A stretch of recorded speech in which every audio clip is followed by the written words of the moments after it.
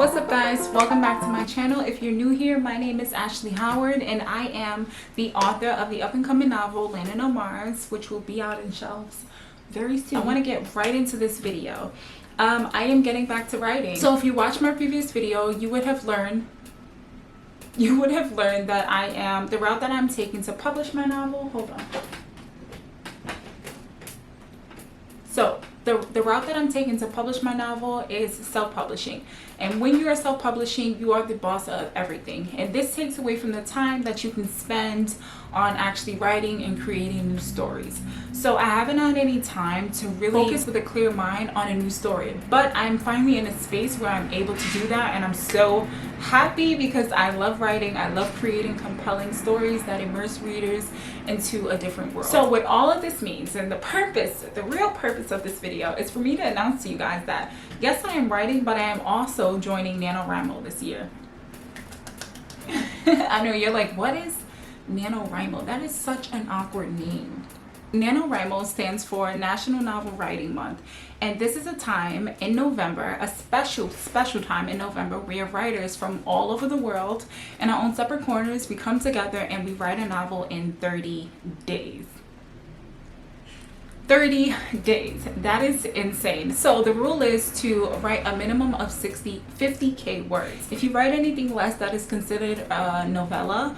But the rule is to write 50k words in 30 days. Okay, so which brings me to Preptober. Preptober happens in October. This is also a special time in the year for writers because it is when we spend the entire October, or maybe a few days, because I'm only spending the last 2 weeks of October planning for our novel. We're basically creating the blueprint so that when NaNoWriMo comes November 1st, we are ready to write. We know everything. We have all the information that we need to write our new novel. So the next portion of this video will be me sharing with you guys my entire plan for my new book. Now, in the industry, there are pantsers and planners.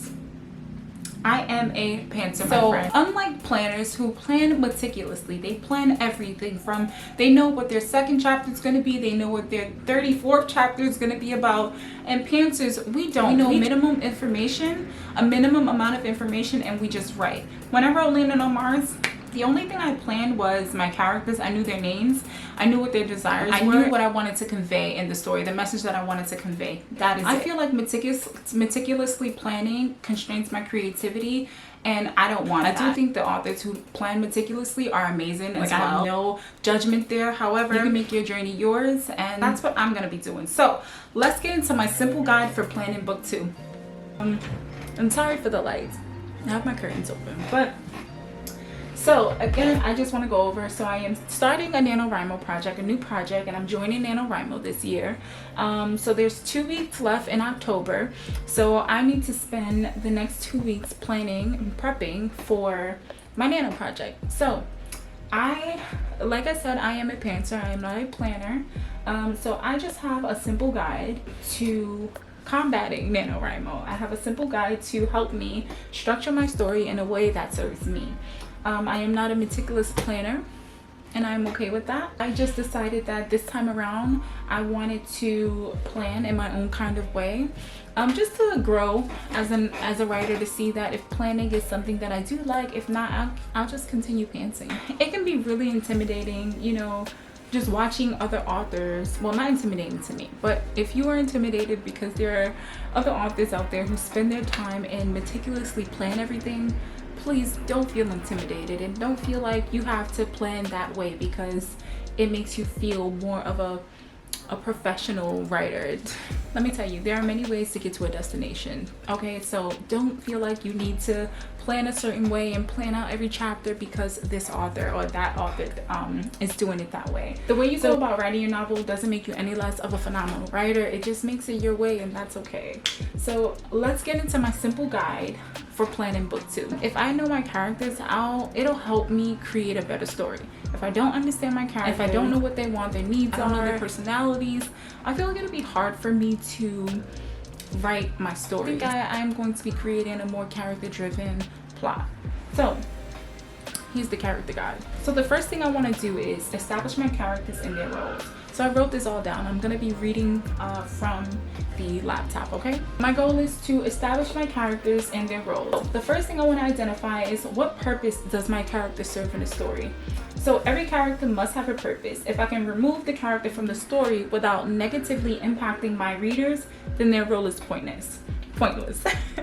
The next thing I want to identify is I want to identify my character's habits and their tips. As an example, in my first novel, Nyla Porter, one of my main characters, has a habit of clenching her fist in moments that challenge her beliefs or her desires. So she clenches her fist, right? And if you read Landing on Mars, whenever I launch it, you'll find out why she does this. This is like a coping mechanism.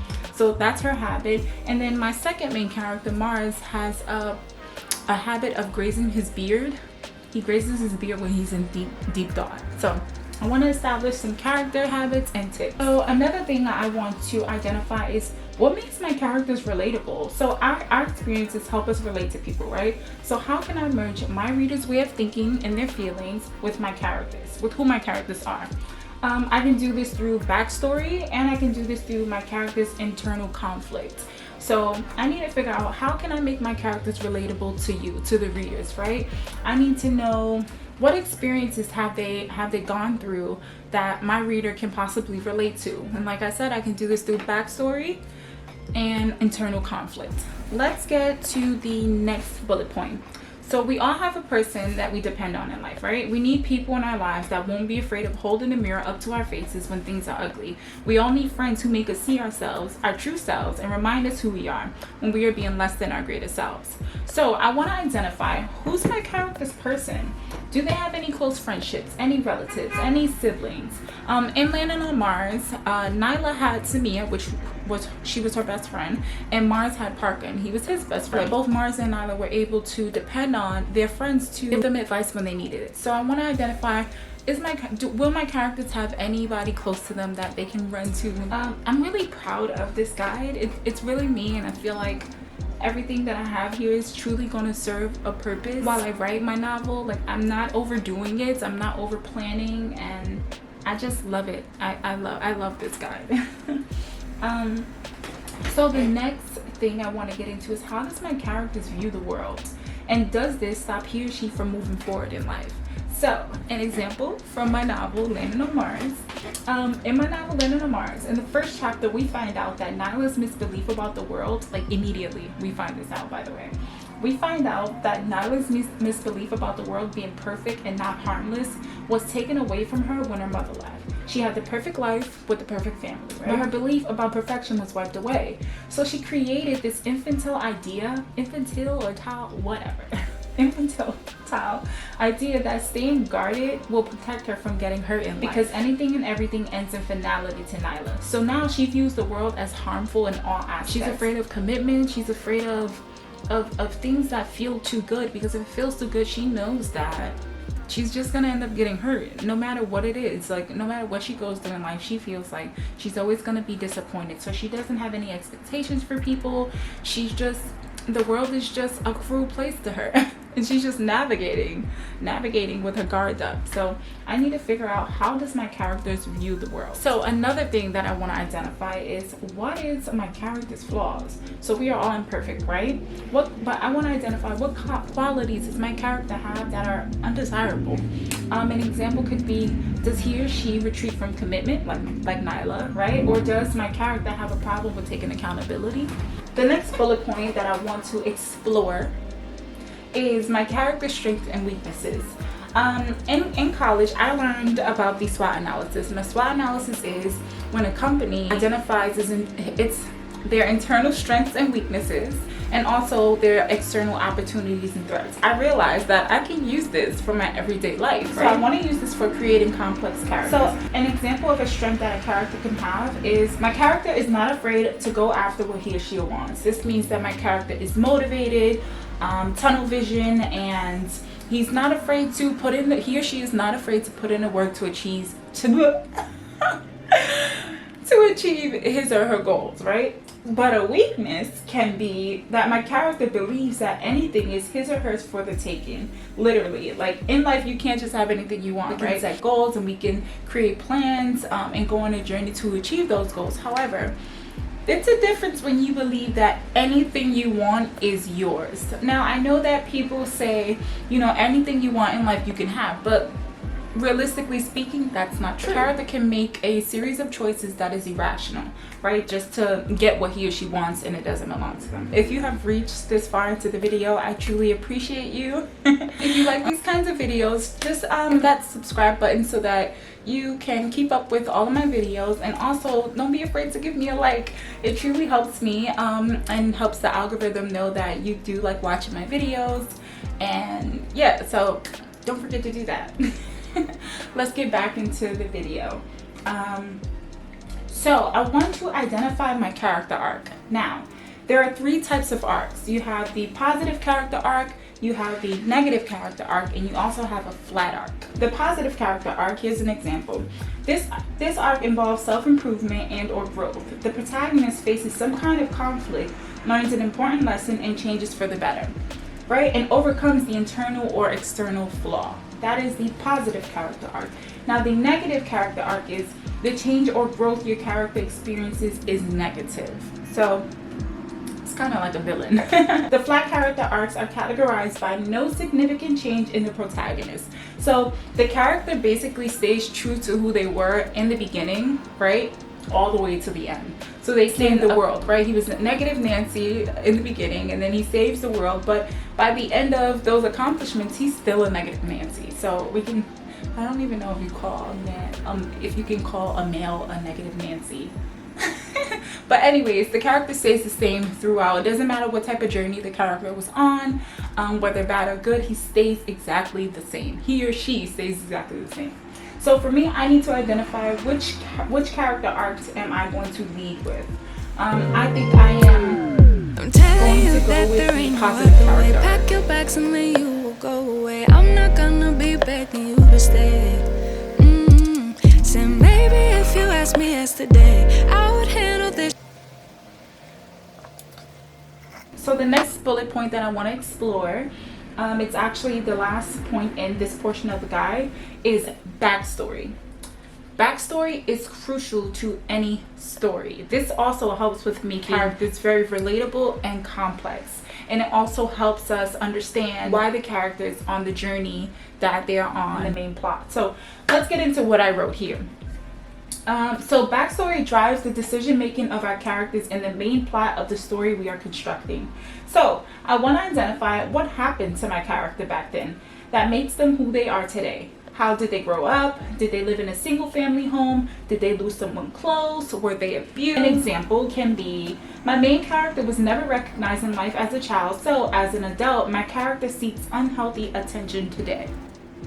So that can I can use that as backstory. We can talk about in Landing on Mars, both, and this is spoiler. This is like truly a spoiler because Landing on Mars is not out in the world yet. However, Nyla Porter and Mars Price, they both share the same void, and the void is that they both grew up without their parents, and their mothers decided to leave their families, right? So this makes Mars as an adult seek recognition, and he wants to feel valued. And for Nyla, she wants to feel all things passion. She wants to feel something. She needs to invest herself in things and people who make her feel alive inside. So she chases this high, but she also runs from commitment at the same time.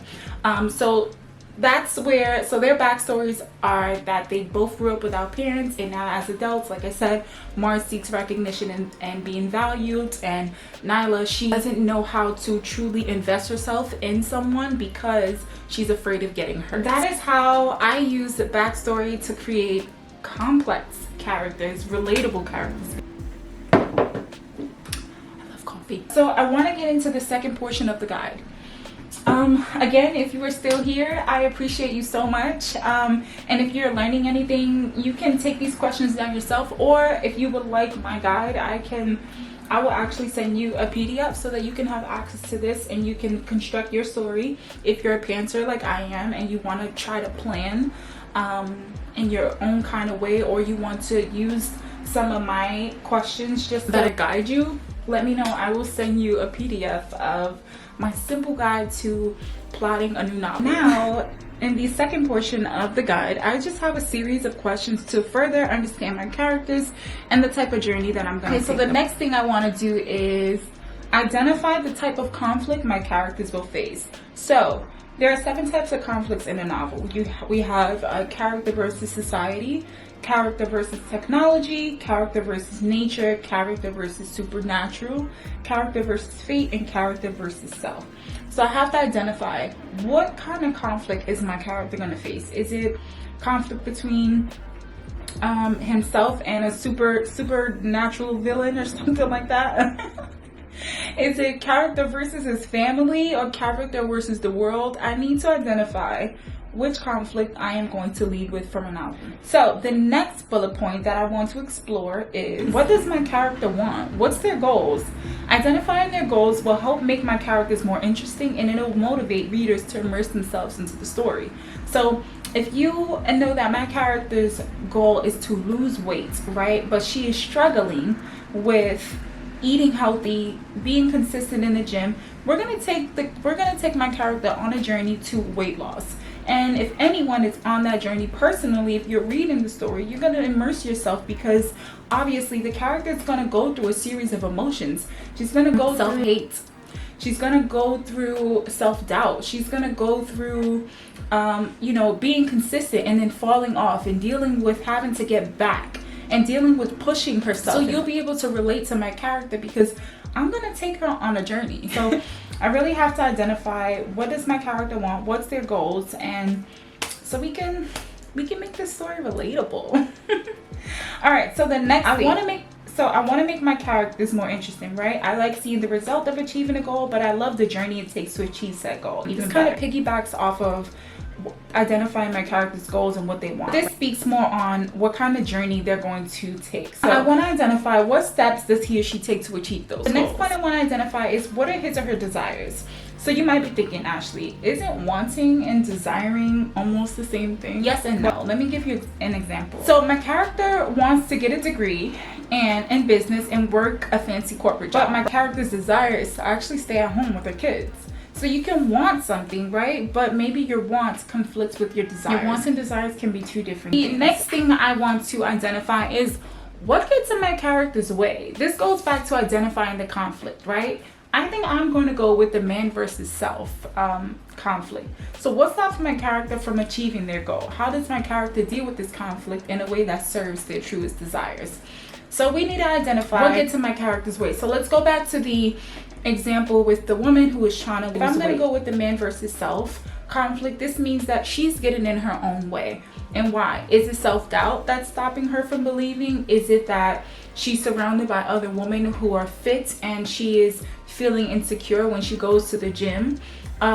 Is it her husband? Is she married to someone who doesn't want her to lose weight because he likes her insecure? Is she dealing with a lack of confidence? So she's getting in her own way. So we need to identify what gets in my character's way. The next and last thing that I want to identify is the resolution. So how does he or she grow after combating said conflict?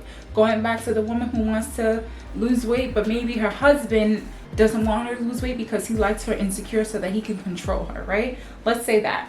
And she doesn't have enough confidence. We can create a resolution where maybe she confronts her husband and she also confronts herself. Maybe the resolution is that my character becomes bold. Maybe the resolution is going to be that she meets someone who shows her, like, you are so much more than this. You are beautiful the way you are. But if you're not happy with yourself, you have to make those changes.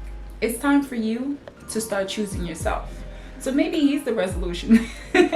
Maybe a new love interest is the resolution. So we have to figure out, how does our character combat said conflict for the story itself, right? So we spent some time going through ways to make our characters much complex and relatable, give them a journey.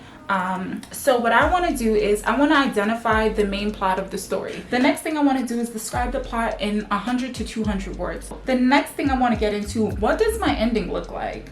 Is it a happy ending? Is it going to be a sad ending? Will there be a cliffhanger that possibly leads to book 2? Again, if you're still watching this video, I truly appreciate you, and I hope that it's actually bringing value to your journey to writing a book. If it is, please leave a comment below and let me know if this is helpful, or any ideas that you might have for a pantser like me who's trying to plan their next novel. Okay, so speaking of value, I want to identify, how can I bring value to my story? I don't want readers to just read for entertainment. I want to create value. So I need to identify what lessons can my readers take from reading my book. Now I want to get into a few items that I actually purchased. I feel like these items will help me plan better for my new book. And yeah, so let's get into the mini haul. Okay, it's honestly really chilly in here. I turned the heat off earlier because it was too hot, but now it's super, super cold. Okay, so let's get into some things that I bought. So I got some Post-it notes, got this, and I also got this.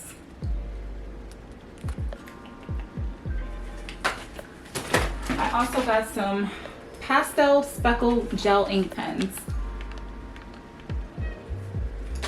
I also got this, which is my absolute favorite. So if you watched any of my previous videos, I talk about doing a lot of brain dumps. I do a lot of brain dumps in my bullet journal, but I bought this specifically for planning book 2. Like if I'm out and I'm thinking of a scene or anything, I'm just gonna write it all in here.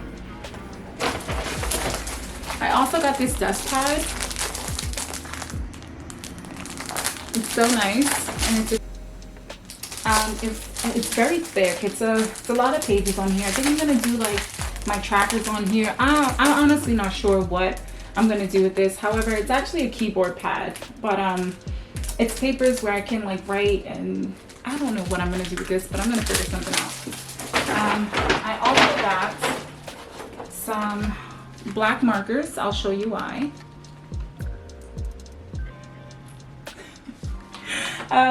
I got this because I want to stay, you know, I am a mom and I run my own household, so I want to stay on track with all of my weekly chores, the things that I do on a daily basis. NaNoWriMo is going to be very time consuming.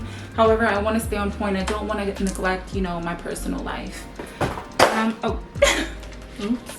I also got these, some highlighters, and I also got this. This is like one of my favorite items because it looks like the 2 frames that we actually have in our bedroom. But this is for my pens and my markers. I'm gonna pack those in there. I love it. Look how cool. And then I have some pens. And the last thing that I got that I'm really excited about is this. Oh gosh, my son was playing with it because I can see jelly all over it. But anyways, I got this cool calendar wall. It's actually, oh gosh, I got this cool calendar wall. It's actually, I think these are deadbolts. I don't know, but I think I'm just gonna put this on my desk. But I'm super excited for all of the stuff that I got. Thank you so much for watching this video.